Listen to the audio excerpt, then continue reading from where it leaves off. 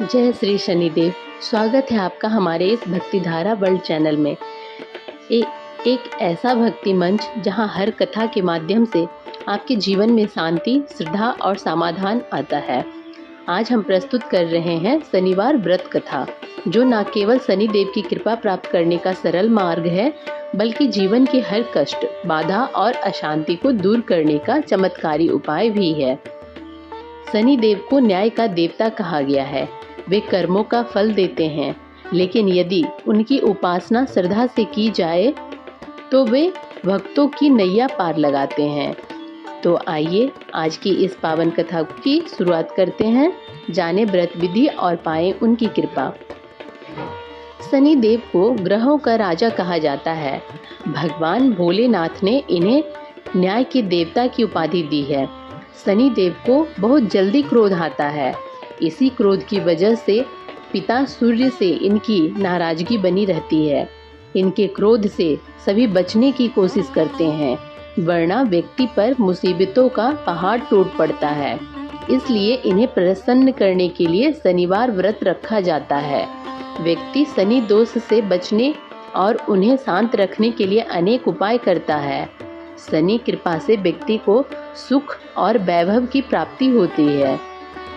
जो लोग शनिवार का व्रत करते हैं, उनको पूजा के समय शनिवार व्रत कथा का श्रवण करना चाहिए। एक बार सभी 9 ग्रहों सूर्य, चंद्र, मंगल, बुध, बृहस्पति, शुक्र, शनि, राहु और केतु में बहस हो गई। कौन सबसे बड़ा है? आपस में लड़ने के बाद सभी देवराज इंद्र के पास पहुंच गए। इंद्र असमंजस की स्थिति में निर्णय नहीं दे पाए, परंतु उन्होंने सभी ग्रहों को सुझाव दिया कि पृथ्वी पर राजा विक्रमादित्य है। इसका फैसला कर सकते हैं, क्योंकि वो बहुत ही न्यायप्रिय राजा हैं। सभी पृथ्वी पर राजा विक्रमादित्य के पास गए और अपने आने का कारण बताया। राजा उनकी समस्या को सुनकर बहुत परेशान हो गए। उनका चिंतित होना लाजमी था, क्योंकि जिसको भी किसी से छोटा बताया तो वही गुस्सा कर जाएगा। राजा के काफ़ी सोच विचार के बाद उन्हें एक उपाय सूझा। उन्होंने सुवर्ण, रजत, कांस्य, पीतल, सीसा, रांगा, जस्ता, अभ्रक और लौह से 9 सिंहासन का निर्माण करवाया। उन्हें उपयुक्त क्रम में रख दिया गया। सबसे निवेदन किया गया कि क्रमानुसार सिंहासन पर आसन ग्रहण करें। शर्त रखा गया कि जो सबसे अंतिम में सिंहासन पर आसन ग्रहण करेगा, वही सबसे छोटा माना जाएगा, जिसकी वजह से शनिदेव सबसे बाद में आसन प्राप्त कर सके और सबसे छोटे कहलाए। क्रोध के आवेश में आकर शनिदेव ने सोचा कि राजा ने यह सब जानबूझकर किया है। कुपित होकर राजा से कहा कि राजा, तुम मुझे नहीं जानता। सूर्य एक राशि में 1 महीना, चंद्रमा 2.25 महीने 2 दिन, मंगल 1.5 महीना, बृहस्पति 13 महीने, बुध, शुक्र 1-1 महीने विचरण करते हैं, लेकिन मैं 2.5 से 7.5 साल तक रहता हूँ। मैंने बड़े बड़े का विनाश किया है। श्री राम की 7.5 आने पर उन्हें जंगल जंगल भटकना पड़ा, और रावण की आने पर लंका को बंदरों की सेना से परास्त होना पड़ा। क्रोधित शनिदेव ने राजा से कहा कि अब आपको सावधान रहने की जरूरत है। इतना कहकर शनिदेव कुपित अवस्था में वहां से चले गए। समय गुजरता गया और काल चक्र का पहिया घूमते हुए राजा की 7.5 आ ही गई।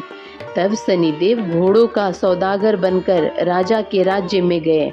उनके साथ अच्छे नस्ल के बहुत सारे घोड़े थे। जब राजा को सौदागर के घोड़ों का पता चला, तो अश्वपाल को अच्छे घोड़े खरीदने के लिए भेजा। अश्वपाल ने कई अच्छे घोड़े खरीदे। इसके अलावा सौदागर ने उपहार स्वरूप एक सर्वोत्तम नस्ल के घोड़ों को राजा की सवारी हेतु दिया। राजा विक्रमादित्य जैसे ही उस घोड़े पर बैठे, वह सरपट वन की ओर भागने लगा। जंगल के अंदर पहुंचकर वह गायब हो गया। भूखा प्यास की स्थिति में राजा जंगल में भटकते रहे।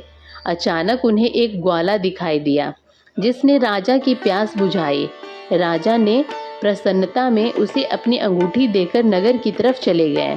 वहाँ एक सेठ की दुकान पर पहुंचकर उन्होंने जल पिया और अपना नाम बीका बताया।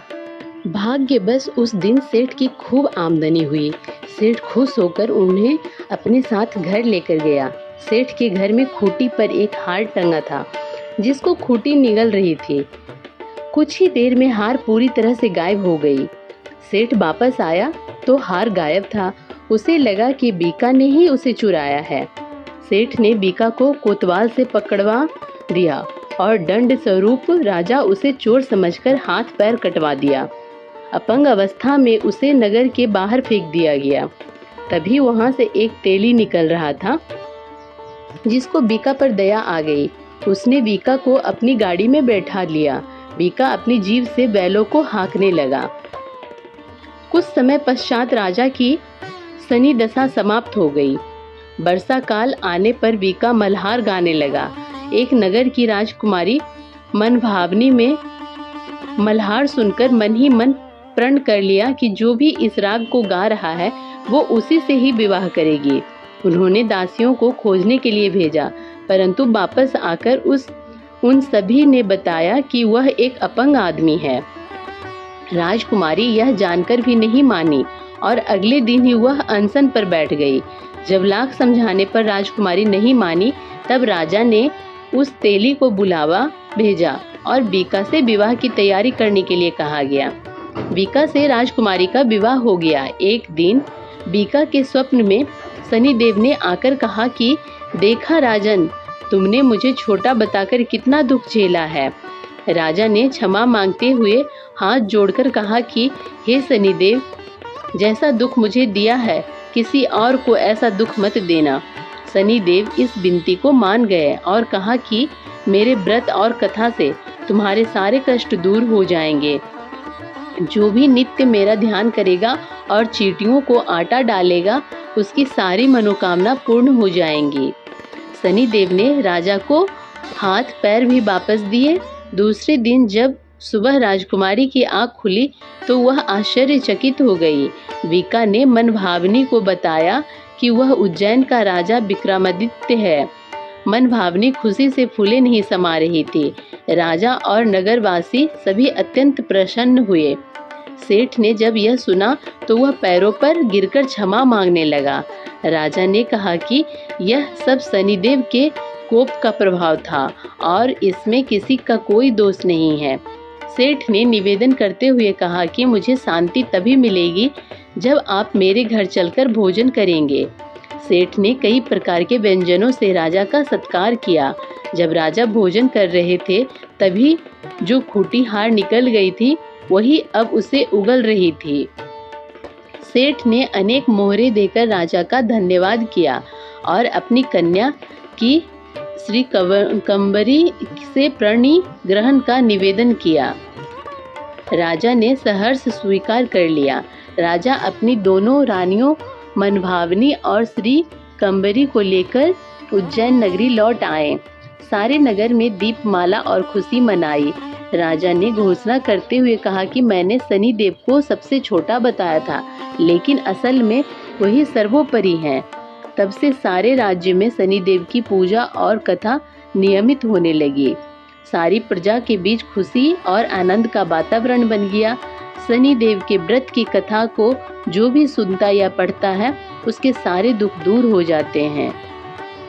जो भक्त शनिवार को व्रत करता है, पीपल के वृक्ष की पूजा करता है, तेल का दीपक जलाता है और शनिदेव के मंदिर में दर्शन कर ओम शनैः शनैश्चराय नमः मंत्र का जाप करता है, उसके जीवन से दरिद्रता, रोग, शोक और बाधाएं दूर हो जाती हैं।